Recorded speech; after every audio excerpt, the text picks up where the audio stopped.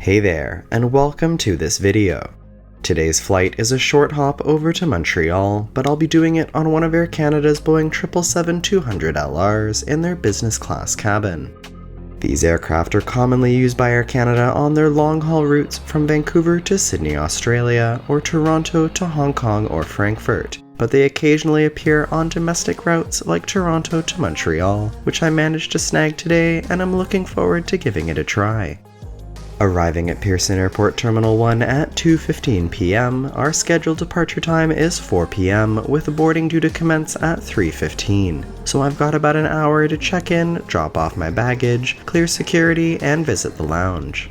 Taking a look at the check-in information board, Air Canada Domestic check-in is at aisles 2 and 3, while Air Canada Business Class check-in is at aisle 1.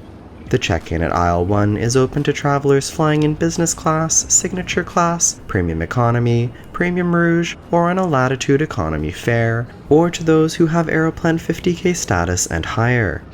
In this area, there's a separate line for Aeroplan Super Elite members, and everyone else is grouped into the other main line, which I'm standing in now. The wait in line was only about 7 minutes before I was able to see an agent. When I arrived at the counter, they asked for my government-issued ID and proof of vaccination against COVID-19. With a business class ticket, you receive 2 complimentary checked bags, each weighing 32 kilograms or 70 pounds. Checked baggage also receives Star Alliance priority stickers for expedited handling. After dropping my bags, I'm off to security screening. From priority check-in at aisle 1, you can conveniently access the priority security line, which I have access to on a business class ticket. You do have to backtrack a little to get to the entrance of the line, but you still save a chunk of time, especially at busy hours. 6 minutes from entry to exit of security, and it's now 2:30 p.m. With 45 minutes until my flight boards, on a business class ticket I have the option of visiting either the Air Canada Domestic Maple Leaf Lounge or the new Air Canada Cafe across from gate D20. The Air Canada Cafe is Air Canada's new grab-and-go offering, with baristas serving up hot or cold drinks of your choice and lots of grab-and-go snacks. It's accessible only to those traveling in signature class, business class, or premium rouge, or to those holding Aeroplan 50K or higher status, or Star Alliance Gold status. Unfortunately, when I got to the entrance, there was a sign on the door saying that the cafe was closed due to a water main break, so it looks like I'll just be heading up to the Maple Leaf Lounge instead. Backtracking over to the Maple Leaf Lounge, it's located above the main concourse and accessible via elevator. After scanning my boarding pass, I'm in and ready to take a quick tour.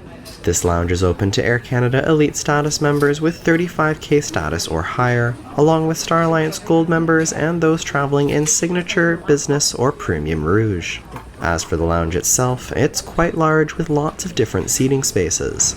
There are lots of lounger chairs around the perimeter and an elevated area in the center with more seating.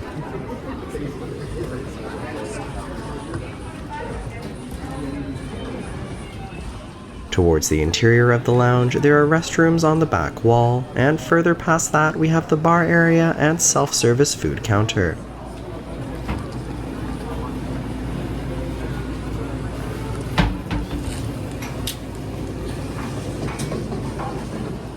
Beyond the food and drink counters, there's yet another seating area. I think it's safe to say that there's no shortage of places to sit in here. In terms of drinks on offer, there's wine, beer, and other alcohol available, along with coffee and other hot beverages. On the counter with the self-serve food, we have potato chips, Nutri-Grain bars, chocolate chip cookies, and other to-go items like hummus dips, salads, and wraps. There's also a fridge with soft drinks, juices, and water. After grabbing some food, I headed over to the seating near the windows along the perimeter of the lounge. The seats here are interesting to say the least, kind of beanbag style and not the most appealing color, but they'll do the trick. At these seats there are power outlets located along the base of the wall, though they're a little difficult to access. On the side tables at every seat in the lounge, there are QR codes that you can scan with your phone to access the menu for ordering hot food items. The QR codes are linked to the specific location, so after you order, the servers know where to bring the food. The afternoon items on offer in this lounge are chili, butter chicken, Parmesan spinach gnocchi, cream of broccoli soup, and mac and cheese as a kids menu item. I ordered the Parmesan spinach gnocchi, which was a decent size and quite tasty. I also grabbed a couple chocolate chip cookies from the snack bar for my dessert. After finishing my meal, I headed over to the other side of the lounge past the front desk, which is a quieter area with tons of cubicle workstations for setting up and getting things done before your flight. Each cubicle has an office-style chair, power outlets, and some of them have task lighting as well. While waiting in the lounge, my flight's departure time was delayed 20 minutes to 4:20 p.m., with boarding expected to start at 3:35 p.m. It's 3:25 now, so I'm gonna head down to the gate. My flight's departing from gate D20 today, which is very close to both the lounge and Air Canada Cafe, as well as the exit of security screening. As I arrived at the gate, my aircraft was just being towed in from the international section of Terminal 1 after its arrival from Paris earlier this afternoon. My ride to Montreal this evening is this 14-year-old Boeing 777-200LR that was delivered to Air Canada in December 2007 and has flown with the airline continuously since, except for a brief storage from July 2020 to December 2021 during the height of the COVID-19 pandemic. Air Canada has a fleet of 6 777-200LRs, which is the shorter and smaller variant of the 777 family. These aircraft are in a 3-class configuration with 40 lie-flat pod-style seats in business class in a 1-2-1 configuration, 24 extra reclining seats in premium economy in a 2-4-2 seating configuration, and 236 standard economy class seats in a 3-4-3 seating configuration, totaling 300 seats on board these aircraft. It's 3:50 p.m. now, and boarding is slowly getting underway here at Gate D20. Air Canada boards their aircraft by zone number, with Zone 1 for business class and Aeroplan Super Elite members, Zone 2 for premium economy and all other Aeroplan Elite status members, and Zones 3 and up for economy class passengers without status. Stepping on board, on this aircraft the business class cabin is split into 2 sections, with each containing the same style of seat. Rows 1 through 7 are in the larger section at the front, consisting of 26 seats, while rows 8 through 11 are in the smaller section just behind the midsection entry door, consisting of 14 seats. I'm booked in seat 6K for this flight, which is a window seat on the right side of the aircraft. First impressions on the cabin overall, I love the updated business class product on all of Air Canada's wide-body aircraft. The seats are very modern and clean looking, with textured hard plastic surfaces and metal finishing around the edges. Each seat can go into a fully flat position, which we'll check out later on, and is equipped with a large entertainment screen and lots of storage space. They're arranged in a 1-2-1 configuration, with each pod facing away from the aisle. This makes them super private as the seats across the aisle are facing away from you. In terms of baggage storage, there's tons of space in the large overhead bins, and there's also space under the seat near the footrest, though I opted to put everything in the overhead bin so I had more space to stretch out. Taking a look at the seat itself, the surface is a fabric material and overall it's quite firm, though there's definitely more padding than the seats back in economy. Provided at the seat when we boarded, we have a small water bottle and a Clean Care Plus kit. Air Canada distributes these kits to all passengers on all of their flights as a part of their commitment to passenger safety during the pandemic. Looking around the seat a bit more, on the right side we have a large ledge next to the windows with a compartment hidden underneath. In this compartment there's a remote control for the entertainment system, along with a headphone port for connecting to the system audio, and an AC power outlet and USB 3.0 port for charging your devices. I love that they created cutouts along the lip of the lid such that charging cords or the cord for the remote control can feed through it, allowing you to use them while the compartment is closed. On the right side of the seat, we also have buttons for the seat recline position and this small touchscreen to control different functions of the seat. From this screen, you can control the lighting in the seat, request service from the cabin crew, and adjust various seat comfort settings. Looking first at the lighting, we can control the lighting in the seat footwell near the footrest, as well as the lighting above the seat on the overhead panel. The lighting above the seat has 3 different settings where you can have either light on or both lights on at the same time. Also on the overhead panel, we have 2 personal adjustable air conditioning vents. In the comfort section on this screen, you can adjust different comfort functions of the seat itself, including the massage function, lumbar support, or the firmness of the mattress pad. In the control section, you can adjust the recline position of the seat, allowing you to vary the position of the seat footrest and seat back, with the ability to put the seat into fully flat position as well. Taking a look at the seat in semi-reclined position, you can see how it slides down and the leg portion of the seat extends under the entertainment screen. In full flat position as it is now, this is even more prominent. On the right side wall of the seat, there's also a small reading light that pops out for use. The tray table in these seats is stowed under the entertainment screen, and there's a latch on the underside of the table that allows you to pull it out and slide it along its mounting rails. There are a couple different latch positions that you can place it in depending on how far away you want it to be from you. When extended, the table is very sturdy and also folds out to double the size, giving you tons of surface area. On the top of the pod sidewall, there's a small notch to hang your coat, though my preference is to place it in the overhead bin.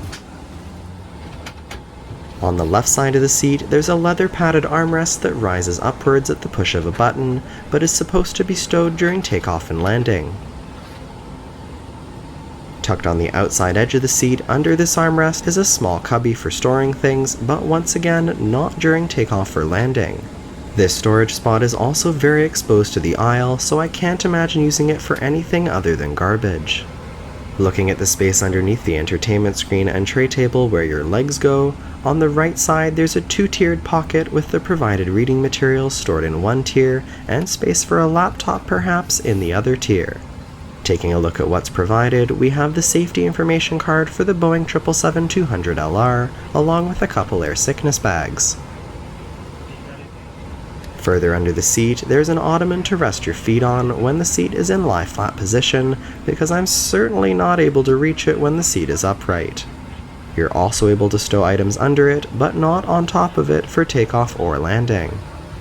Before pushing back from the gate, the flight attendants handed out complimentary earbuds to all business class passengers, packaged in sustainable paper packets. The plastic packaging for the Clean Care Plus kits, on the other hand, is not quite as environmentally minded. Taking a look at what we have in this kit, there are individual packets of hand sanitizer, packets of disinfecting hand wipes, and a multi-layer disposable face mask.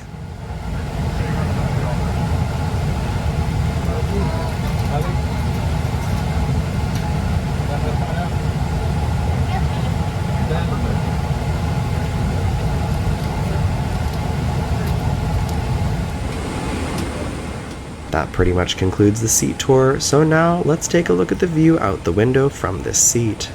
Seat 6K, like most of the business class seats on this aircraft, has access to two full windows. The view from the windows looks out in front of the right engine and wing. Dear Captain speaking, my name is Dennis Ryan. I'd like to welcome you aboard Flight 418, service to Montreal. We're cruising at 35,000 feet. Just 51 in the air. It says an hour 44, but it'll probably be about an hour 20 minutes till laundry time. When at Montreal, it's a parking lot is kind of waiting.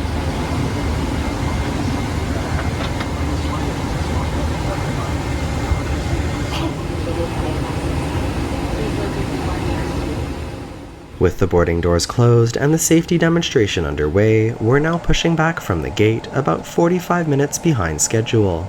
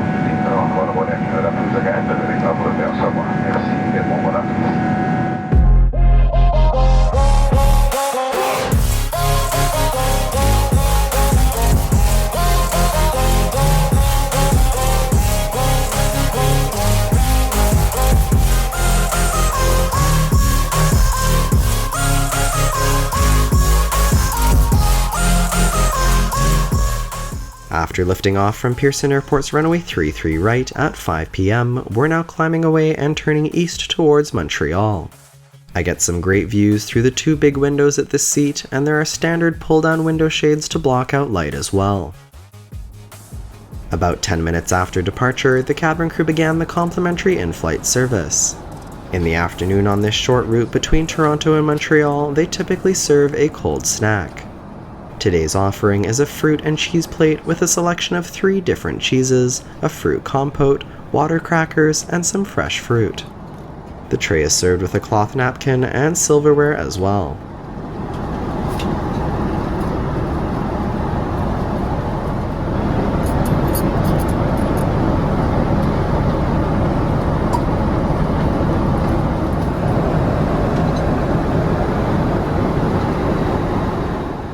About 10 minutes after the food was served, the crew came through with a beverage cart offering a variety of drinks, with wine available as well. I opted for a Diet Coke.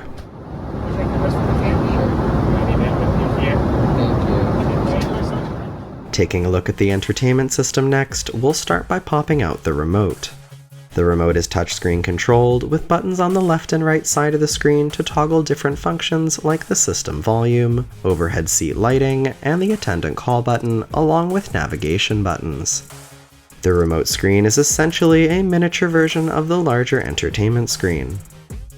Getting into the system, we'll start with a look at the on-demand content available. The system is loaded with movies, TV shows, music, audiobooks, podcasts, and games, with a good range of content available under each section. In general, the remote touchscreen is very quick to respond and easy to use. The entertainment screen itself is also a touchscreen and can be controlled that way as well. Continuing our tour, you can view the food and drink options available on today's flight, and there's also a kids section with on-demand movies, TV shows, and music targeted to kids. There's a section in the system with different city guides to prepare for your destination, as well as sections with information about Air Canada, their partners, and their frequent flyer program Aeroplan. From the top right corner of the screen, you can control the overhead reading light and call an attendant, and there's a settings menu where you can control the screen brightness and system volume, as well as other functions like system language, night mode, and parental control. Moving on to the in-flight maps, you have the choice of viewing them either on the main screen in full screen or picture-in-picture mode, or in full screen on the remote.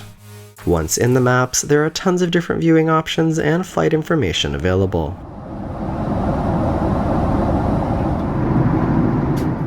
About 25 minutes to go until arrival now as we get ready to begin our descent towards Montreal.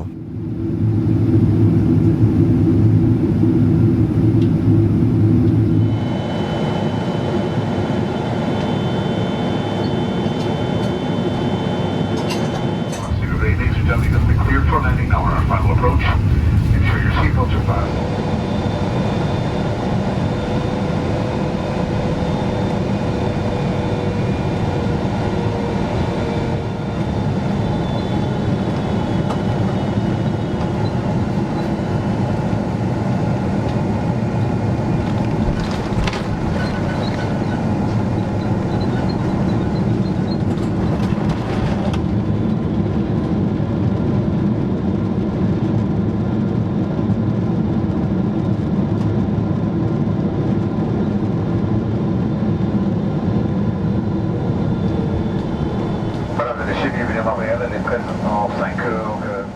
After a gorgeous sunset touchdown at 5:46 p.m, we're taxiing over to park at gate A50, about 35 minutes behind schedule.